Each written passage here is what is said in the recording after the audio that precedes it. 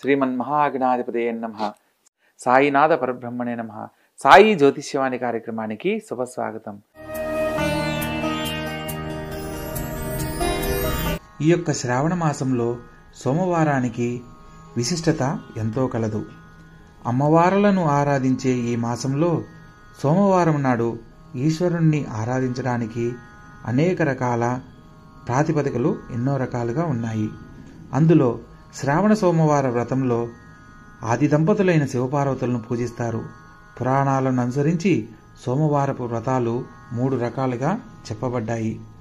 సోమవారం 16 సోమవారాలు సౌమ్య ప్రదోష అనే వ్రతాల్లాగే ఈ సోమవారపు వ్రతం పాటించాలి. శ్రావణ మాసంలో ఈ సోమవారపు వ్రతాన్ని పాటిస్తే చాలా శుభాలు కలుగుతాయని చెబుతున్నాయి. శ్రావణ సోమవారపు వ్రతాన్ని సూర్యోదయానికి ముందు ప్రారంభించి సాయంత్రం వరకు పాటిస్తుంటారు.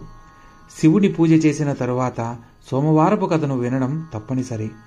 వ్రతాన్ని పాటించేవారు రోజుకు 1 పూట మాత్రమే భోజనం చేయాల్సి ఉంటుంది.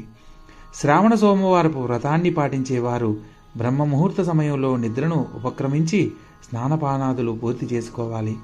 ఇలాంటి పరిశుభ్రంగా చేసుకుని గంగాజలాన్ని లేదా పవిత్రమైన నీటిని ఇంట్లో చల్లాలి.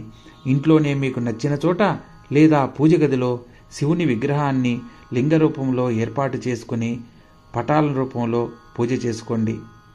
పూజాది కార్యక్రమాలు పూర్తయిన తర్వాత ఈ మంత్రాన్ని పఠిస్తూ సంకల్పం చేసుకోండి.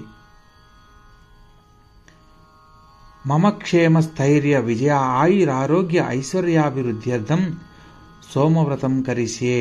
ఆ తర్వాత ఈ క్రింది మంత్రాన్ని ధ్యానించండి. ధ్యాయేన్ నిత్యం మహేశం రజతగిరినిభం చారు చంద్రావతంసం